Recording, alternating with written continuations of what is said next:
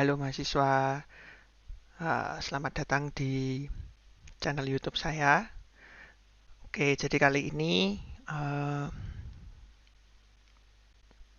saya akan mengadakan kelas secara online sebagai bentuk eh,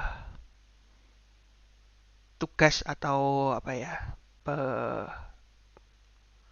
pembelajaran dari Lembaga Penjaminan Mutu dan Pengembangan Pembelajaran LPMPP Universitas Bengkulu di dalam acara pelatihan peningkatan keterampilan dasar teknik instruksional atau pekerti.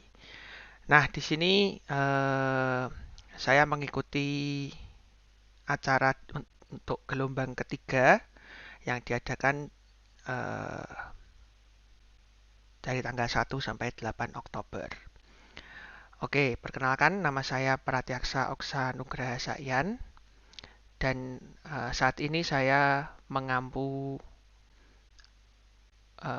mata kuliah pengantar teknologi informasi yang diselenggarakan oleh Fakultas Teknologi Informasi Universitas Kristen Satya Wacana.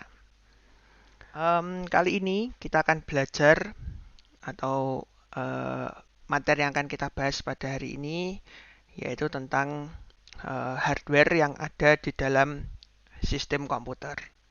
Ya, jadi ini adalah salah satu materi dari mata kuliah pengantar teknologi informasi atau kalau di fakultas kami sering sebut sebagai PTI. Ya, oke. Mari kita lihat uh, secara harafiah atau kita coba lihat arti dari hardware itu sendiri. Ya, jadi secara harafiah atau kalau kita terjemahkan dari bahasa Inggris menjadi bahasa Indonesia, hardware ini artinya adalah sebuah perangkat keras. Ya, kemudian hardware ini karena dia adalah perangkat keras, keras di sini itu maksudnya kita dapat meraba eh, bendanya ini secara langsung. Jadi kita bisa pegang benda ini. Karena kita bisa pegang, tentu saja kita juga bisa melihatnya.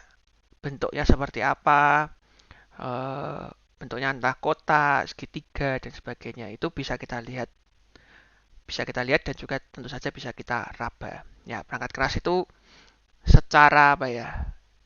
eh, Secara umum seperti itu.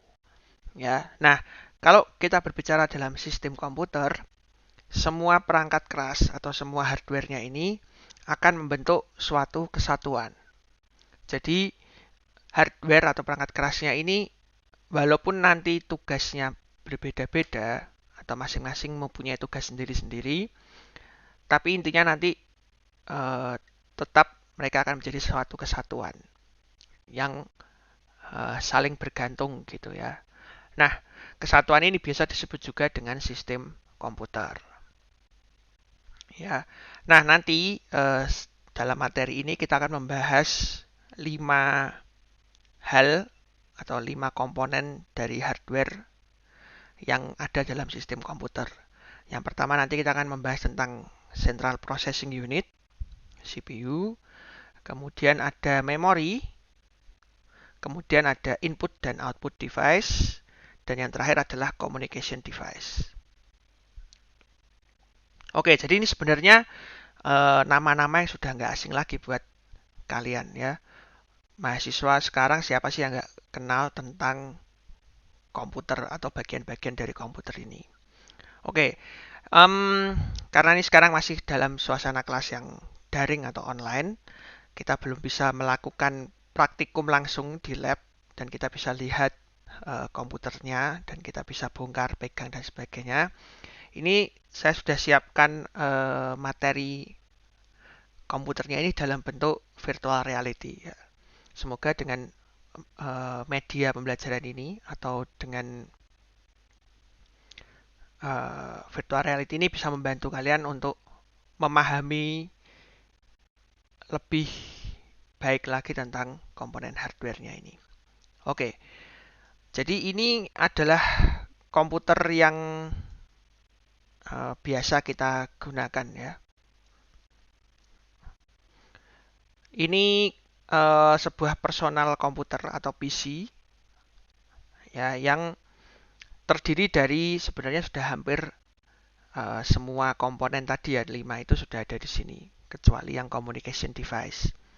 Oke, pasti dari kalian sudah pada tahu lah ya ini adalah monitor ya kalau ini dibuka ini ya sudah ada monitor, ada mouse, ada keyboard. Ini kan kalian semua juga seharusnya sudah tahu. Ya, jadi harapannya nanti kalau yang belum tahu ya kalian bisa menjadi tahu tentu saja. Dan kalau misalkan nanti ada yang misalkan belum ngerti fungsinya, nah semoga dengan setelah mengikuti perkuliahan ini kalian bisa ngerti lah. Paling enggak kalau ditanya orang atau kalian membaca artikel di internet itu kalian bisa tahu istilah-istilahnya. Ya. Nah, di sini sudah ada perangkat output ya.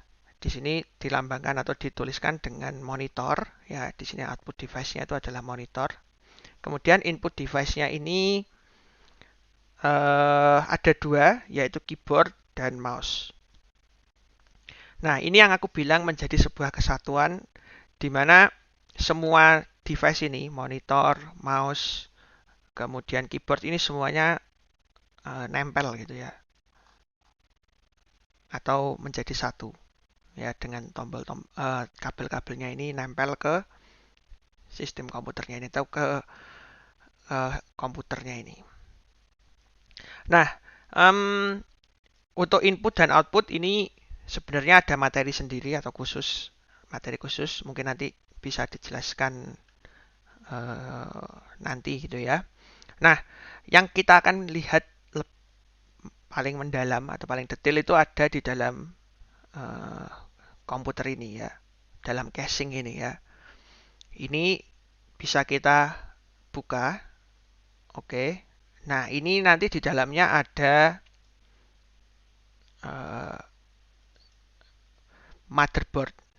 Ya, ini adalah motherboard. Motherboard itu adalah tempat menempel semua komponen komputer. Ya, tadi di dalam pembahasan tuh sudah disebutkan beberapa yaitu CPU, kemudian ada memori, dan di sini juga sebenarnya ada video card atau VGA card atau di sini sebutnya graphic card. Ya. Nah, jadi ini adalah komponen-komponen yang biasa ada di dalam sebuah sistem komputer. Nah, nanti CPU itu letaknya ada di dalam ini. Ya, kalau kita melihat dari belakang, nah ini adalah letak CPU-nya, prosesornya. Di sini ya, di baliknya ini. Nah, ini kalau kita buka kipasnya ini, ya ini kipasnya ini adalah alat pendingin CPU-nya. Ini kalau kita buka, nah CPU-nya itu adalah ini. Ini adalah CPU atau bisa juga disebut dengan prosesor. Ya, satu kotak kecil ini sebenarnya ukurannya kecil ini, ya, disebut dengan prosesor atau CPU, Central Processing Unit. Itu. Nah, kemudian ada memori di sini, yaitu adalah RAM, Random Access Memory. Ya, ini tempat untuk menyimpan data secara sementara ya. Nanti ada penjelasannya di materi selanjutnya. Yang penting kita tahu dulu lah. Oh, ini tuh namanya RAM atau memori. Ya, ini juga kalau mau dilepas juga bisa. Ya, nah ini memori seperti ini. Nah ini dalam motherboard ini memori ini juga slotnya itu bermacam-macam. Ya, ada yang 4 slot seperti ini, ada yang juga cuma 2 slot. Ya, tergantung pabrik motherboardnya. Oke, kemudian ini adalah graphic card, ya VGA card yang bertanggung jawab untuk menampilkan gambar ke dalam layar monitor. Kemudian yang ini ada network interface card. Ya. Oke, jadi kira-kira inilah sebenarnya yang ada di dalam komputer ini ya, dalam sistem komputer. Ya. Nah, semuanya komponen itu akan dimasukkan ke dalam casing. Ya, ini casingnya. Kemudian dalam casing ini sebenarnya ada beberapa komponen lagi. Kayak ini ada hard disk, ada DVD-ROM mungkin, dan ada juga power supply. Power supply itu letaknya di sini biasanya. Tergantung casingnya ya. Kalau casingnya yang baru-baru ada juga power supply-nya ini letaknya di bawah. Oke, ya ini adalah sistem komputer yang sebenarnya kita semua juga sudah sebenarnya sudah berinteraksi, tapi mungkin ada beberapa yang kalian belum ngerti uh, namanya gitu. Nah, sekarang kita akan belajar kegunaan atau cara kerja dari masing-masing komponen.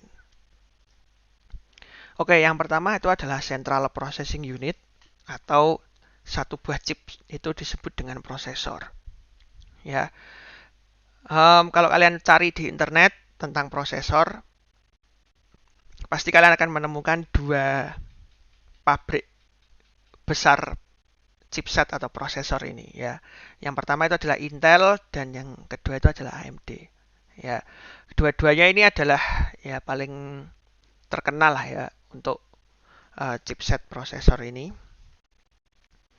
Ya, dimana dua-duanya ini menciptakan prosesor yang bagus dan canggih-canggih tentu saja. Ya, dan dua-duanya ini bersaing di pasar yang global, maksudnya di seluruh dunia mereka dua inilah yang menguasai penjualan prosesor itu. Ya, dengan teknologi mereka masing-masing dan mereka pasti punya keunggulan dan kelemahan juga ya. Tergantung kita nanti kan customer atau konsumennya mau memilih yang mana. Gitu ya. Nah, uh, CPU komponen ini di dalamnya itu selalu terdiri dari tiga hal ini. Ya, yaitu yang pertama adalah control unit. Kemudian ada yang namanya arithmetic logic unit (ALU) dan ada yang namanya register. Control unit ini berguna untuk ya sesuai dengan namanya mengontrol, berarti kayak mengkoordinasikan semua sistem komputer. Ya, jadi dia nanti yang uh, menerima input dari user, kemudian nanti akan meneruskannya menjadi bentuk output atau mau menyimpan data, mengambil data, itu semua yang menentukan adalah control unit. Kemudian fungsi yang berikutnya ada yang namanya ALU atau Arithmetic Logic Unit ini. Ini berguna untuk melakukan proses aritmatika, ya, melakukan penghitungan, tambah kurang kali bagi misalkan. Itu yang mengerjakan ada ALU atau keputusan-keputusan. Jadi misalkan ada logika-logika seperti if apa kayak gitu. Nah, ini yang menentukan itu adalah ALU ini.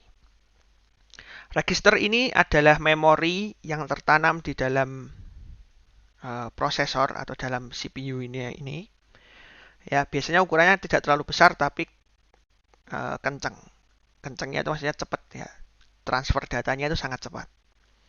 Nah, jadi CPU itu selalu terdiri dari tiga hal ini. CU, control unit, ALU, dan register. Nah, CPU sendiri bekerja itu sebenarnya yang dia lakukan tuh hanya 4 hal ini. Ya, ada 4 hal ini yaitu fetch, decode, execute, dan store. Ya, jadi selalu melakukan 4 hal ini dan ini diulang terus-terusan. Jadi selama komputer nyala atau hidup, CPU sebenarnya sedang melakukan ini berulang-ulang terus sampai komputernya dimatikan. Ya, jadi step yang pertama itu adalah fetch, di mana CPU akan mengambil data ataupun instruksi atau perintah dari memori. Bisa dari register, bisa dari RAM, bisa dari mana-mana ya. Dari tempat memori menyimpan data itu diambil datanya atau instruksinya. Kemudian dia terjemahkan atau decode ini sehingga nanti CPU-nya tahu mau dikirim ke CU atau mau dikirim ke ALU atau bagaimana ya. Fetch ambil, decode itu menerjemahkan, setelah itu dia akan melakukan execute, mengeksekusi perintahnya tadi yang sudah diterjemahkan. Setelah itu hasilnya nanti bisa jadi disimpan lagi ke dalam memori atau store. Ya, setelah itu dia akan ngambil instruksi yang baru, decode lagi, kerjakan lagi, simpan lagi. Terus dilakukan seperti itu, ya. Jadi ini disebut dengan CPU work cycle atau siklus kerja dari CPU. Ya, ini tentang CPU. Berikutnya adalah memori. Ya, ini gambarnya sudah menunjukkan sebuah RAM ini ya, memori. Nah, memori sendiri itu bisa dibagi menjadi tiga komponen. Ya, yang pertama itu ada register. Ini adalah memori yang sebenarnya tertanam di dalam CPU. Ya, yang ukurannya kecil tapi paling cepat dan paling kencang ya transfer rate-nya atau data transfernya itu. Kemudian ada yang namanya main memory dan ada yang namanya secondary memory. Ya, main memory ini seperti yang sudah kita lihat di virtual reality tadi. Main memory ini salah satu contohnya adalah RAM, yaitu adalah main memory. Nah, secondary memory ini adalah tempat penyimpanan yang datanya itu bisa tersimpan secara permanen. Contohnya adalah di hard disk, atau di flash disk, atau di DVD. Nah, seperti itu. Ya, itu adalah secondary memory. Jadi memori ini kalau mau digambarkan itu terbagi menjadi dua, ya, primary yang tadi dan ada secondary. Nah, register karena tadi kumpul atau nempel di CPU ya udah tidak perlu dimasukkan termasuk dalam komputer memori, anggap aja seperti itu. Nah, nanti ini contohnya eksternal atau yang secondary. Itu ada hard disk drive HDD, SSD solid state drive, compact disk dan USB flash drive. Nah, ini adalah contoh yang secondary. Kemudian ada yang primary. Primary sendiri ini juga dibagi menjadi dua, ada yang non volatile dan ada yang volatile. Ya. Nah, RAM ini juga sebenarnya bisa dibagi lagi sampai sekarang teknologi yang terbaru ini kan ada DDR1 sampai 4 ini. Nah, yang paling baru itu adalah DDR4. Dan sekarang sebenarnya sudah akan dipopulerkan lagi dengan yang namanya DDR5. Ya. Tapi kita fokus aja di bagian volatile dan non volatile ini. Ya, jadi main memory itu ada terbagi menjadi dua, yaitu ROM, read only memory, dan RAM. Ya, random access memory. Perbedaannya apa? Nah, volatile dan non volatile yang ada di dalam memori. Jadi kalau volatile itu requires power atau selalu membutuhkan daya listrik supaya dia bisa bekerja. Ya, ketika listriknya tidak jalan atau misalkan komputernya mati, ya, itu semua data yang ada dalam memori itu akan hilang. Ya, itu adalah sifat volatile dari memori ya. Kalau non volatile berarti kebalikannya. Tanpa listrik pun datanya itu masih tetap tersimpan. Ya, itu perbedaannya. Nah, kemudian volatile itu biasanya atau seringnya itu lebih kencang daripada yang non volatile. Maksudnya kencang itu proses transfer datanya itu jauh lebih cepat daripada yang non volatile. Kemudian volatile ini juga ya karena dia cepat, ya faster atau cepat, yang dikorbankan adalah kapasitasnya. Ya, jadi kapasitasnya tidak pernah bisa sebesar yang non volatile. Ya, tapi yang non volatile ini membayarnya atau dengan kapasitasnya yang besar, dia membayarnya dengan cara mengurangi kecepatan pembacaan datanya itu. Ya, jadi bedanya seperti itu. Yang paling mencolok itu adalah ini ya, requires power dan yang not always requires power atau tidak perlu listrik. Ya, jadi yang volatile itu selalu membutuhkan listrik supaya datanya tetap tersimpan. Kalau non volatile kebalikannya, jadi tidak selalu butuh listrik. Nah, itu adalah memori, tentang memori. Nah, berikutnya kita akan belajar lagi tentang input dan output device. Ya. Input dan output device ini juga sebenarnya ya kita semua sudah tahu dan pasti sudah berinteraksi dengan benda-benda ini. Karena kan ini juga ya kalau kita pakai komputer pasti menggunakan hal ini gitu ya. Yaitu input device di sini aku ambil contoh tuh mouse dan keyboard ya, di mana mouse ini berguna untuk melakukan pergerakan mouse atau pointernya ini ya. Kemudian selalu terdiri minimal ada tiga ini, left, middle, dan right click. Ya, biasanya itu tiga ini ya umumnya. Kemudian ada juga scroll. Ya, scroll di tengah ini. Ya, ini mouse yang sudah biasa dan sering kita gunakan. Kemudian kalau keyboard ini ya juga sama dengan yang keyboard yang sering kita gunakan, terdiri dari angka dan huruf. Ya, angka dan huruf. Kemudian ada tombol fungsi sendiri, contohnya caps lock, escape, shift yang seperti itu. Dan sebenarnya keyboard ini terbagi juga menjadi dua, ada yang membran dan ada yang mechanical. Ya, membran itu yang biasanya kok keyboardnya itu harganya biasanya lebih murah dan dia kalau kita bongkar di dalamnya itu ada kayak lapisan warna putih gitu. Ya, itu berarti membran. Kalau mechanical berarti setiap satu tombol itu ada tombol mekaniknya sendiri gitu. Ya itu untuk keyboard ya, ini kira-kira seperti itu. Cara menggunakannya juga sebenarnya kita semua sudah tahu ya, tinggal dipencet-pencet gitu aja. Oke, nah berikutnya kita akan masuk ke output device ya. Tadi input, output. Nah, output yang paling sering kita gunakan tentu saja monitor ya. Ini yang akan muncul di uh, ya gambar dari komputer itu akan muncul di layar monitor tentu saja ya. Nah, ini monitor sekarang juga sudah banyak sekali jenis-jenisnya ya.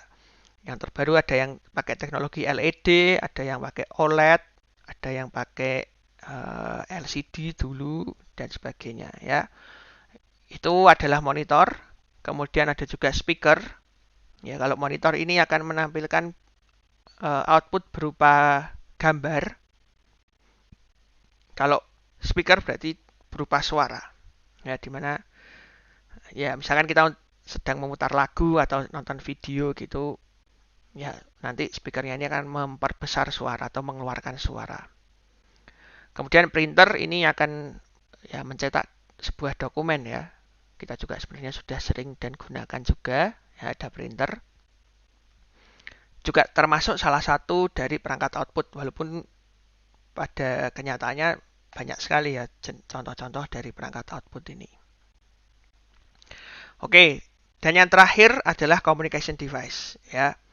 Communication device ini artinya adalah perangkat yang dapat menghubungkan antar komputer.